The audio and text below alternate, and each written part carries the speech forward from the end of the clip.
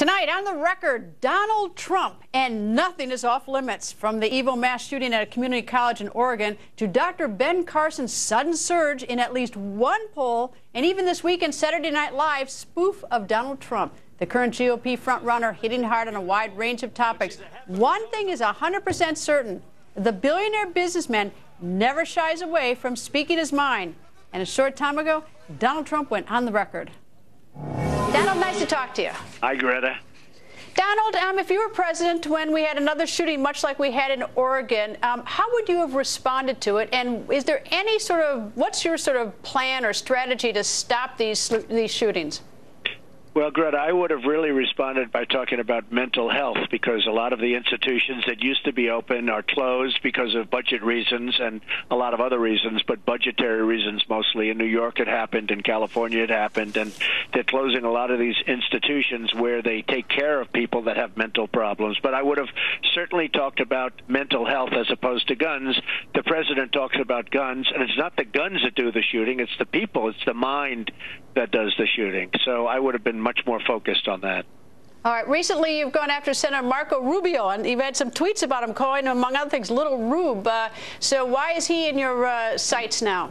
Well, I think he's just fine. It's just that, he hit me because he wasn't doing particularly well in the polls, and he still isn't if you look at his numbers. But he was going after me because I was number one and continue to be, number one by a long way in the polls. And I can understand that. I mean, I can understand why he would. And I told people that he's weak on immigration, very, very weak on immigration, actually, which is a very sad thing. And I think that's one of the many things that people are liking about my candidacy, that I'm very strong on stopping illegal immigration, building the wall, and it will be built. It will be paid for by Mexico. Now people are understanding that's going to happen when they see the kind of money that Mexico is making from the United States. Now they're getting it.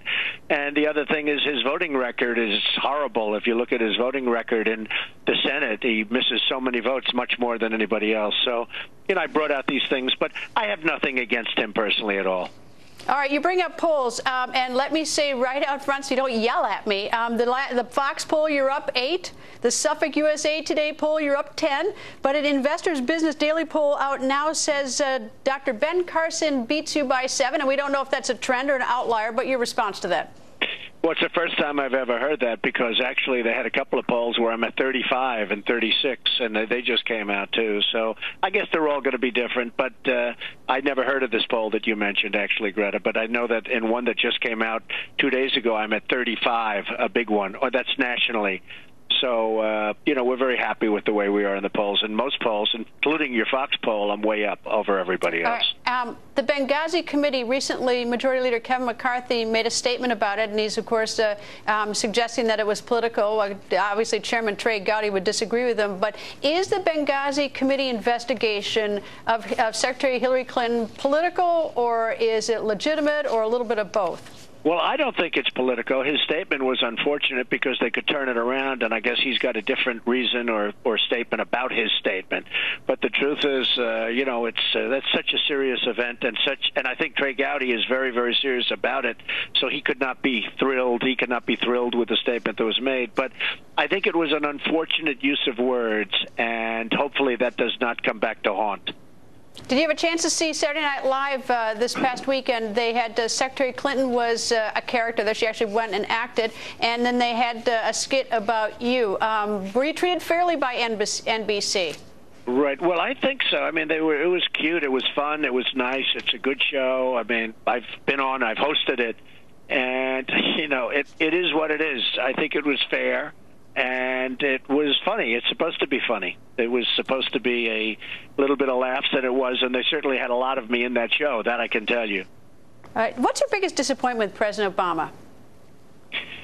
Well, just that the spirit, if you look, so many mistakes. We don't have victories anymore. We used to have victories all the time, would be, having victory after victory. We have nothing. When was the last time on trade, on war? We can't beat ISIS.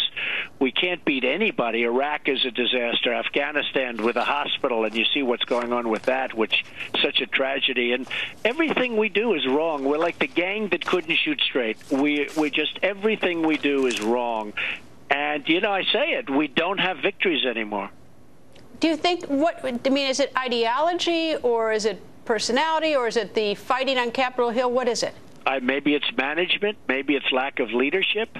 It's a lot of things. I think it's a lot of things all rolled up into one. But it's just not the way it's supposed to be. We should be this great country that's a great leader in so many different ways, including economically. You look at how some of these countries are just taking advantage of us, how they're taking our jobs, and you look at what happens with our military. We have this military that is strong in one way, but in another way we know it's getting weaker and weaker all the time. We don't have the General MacArthurs. We don't have the General Pattons anymore. I watched one of the top people the other day saying how tough it was to beat ISIS, and he thinks it's going to be a long time. And I'm saying, boy, George Patton wouldn't be saying that. MacArthur wouldn't be saying that.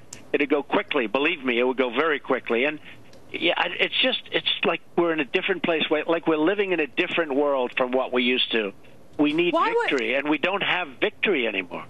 Why was President Obama seemingly surprised about Vladimir Putin sending his general into the embassy in Baghdad, I think it was on Wednesday, to say that they're going to start flying planes, Russian planes in Syria in an hour? How did that surprise happen in your mind? Well, that's a perfect case in point. I mean, Putin was here. He was in this country, and everything was like fine. They meet, and in theory there should be no surprises. Then a couple of days later they leave and they send somebody in, a general or somebody, to say this is what we're going to be doing. How does that happen? And they start doing it. It's a lack of respect. All it is lack of respect. He doesn't respect our president, and it's purely lack of respect. I mean, he leaves them. They were together 2 days before or a short time before, and all of a sudden they get this message that was shocking to everybody at the time. And it's not a question of what they were doing, but they had no idea that this was going to be happening. And pure and simple, it's lack of respect for President Obama by Putin.